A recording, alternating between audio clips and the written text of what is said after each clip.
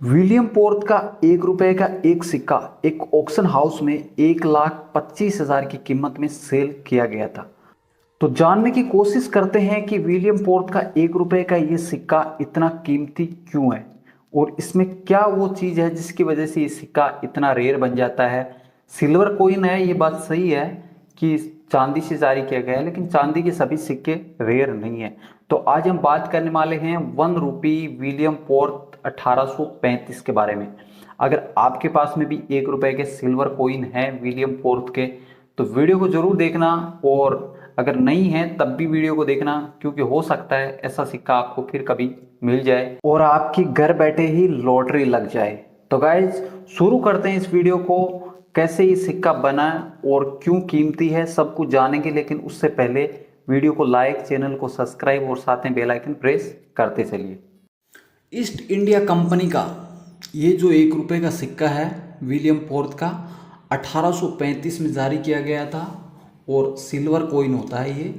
और इस सिक्के का वजन होता है 11.66 ग्राम और साइज होती है 30 mm, और जो सिक्के का थिकनेस है वो होता है 2 mm का। अब ये सिक्का रेयर कैसे बनता है वो जानने से पहले सिक्के का एक बार ओवर भाग और रिवर्स भाग भी चेक कर लेते हैं। सिक्के के रिवर्स भाग में 1 रुपी बीच में लिखा हुआ है इंग्लिश में, और ऊपर में ईस्ट इंडिया कंपनी जो आपको रिम में देखने को मिलता है, और उसके नीचे ईयर मेंशन किया गया 1835, और आगे एक डॉट बना हुआ है। ये डॉट इस सिक्के को रेयर बनाता है, लेकिन इसके बारे में जानेंगे। उससे पहले ये जो डिजाइन है इसको अच्छे से देख लें। सिक्के को एक बार पलटी करके भी देख लेते हैं। यहाँ पे आपको विलियम पोर्थ का ये पोर्ट्रेट बना हुआ देखने को मिलेगा बीच में, और एक साइड में विलियम लिखा हुआ है, दूसरी साइड में पोर्थ किंग लिखा हुआ है।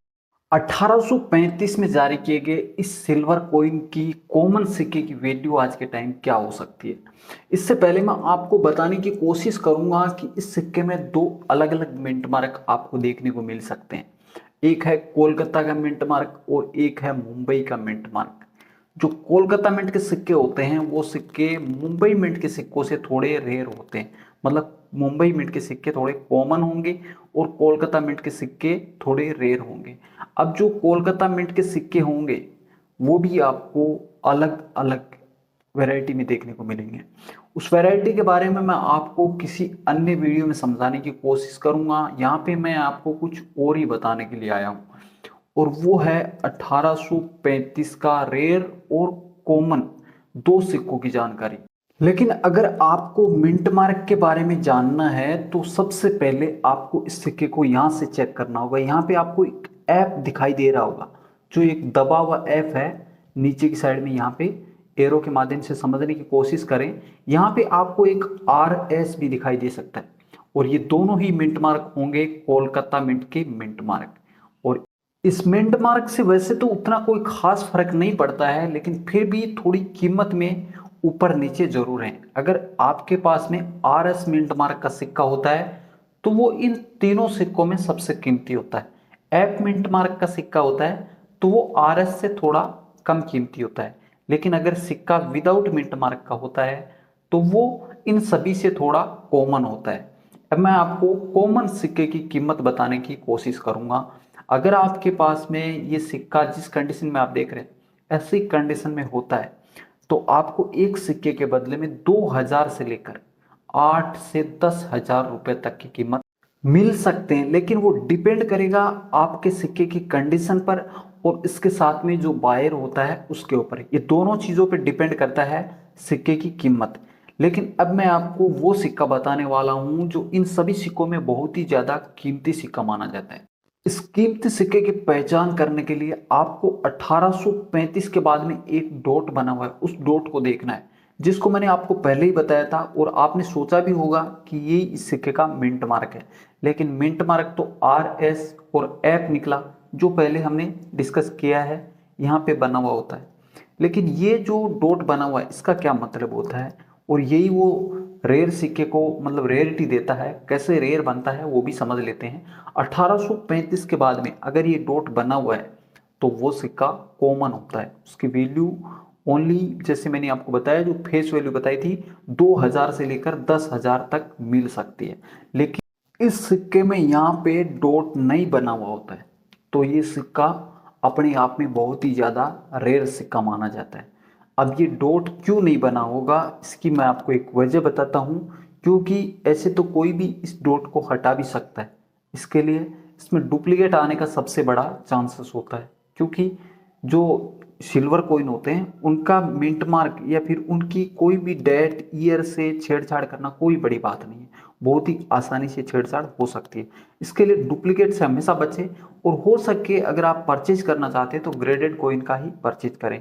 अगर आप सेल करना चाहते हैं तो फिर आपके लिए कोई बड़ी बात नहीं है, आप किसी भी एग्जीबिशन में ले जाके इस सिक्के को दिखाएंगे, आपका सिक्का श्योर सेल हो जाएगा।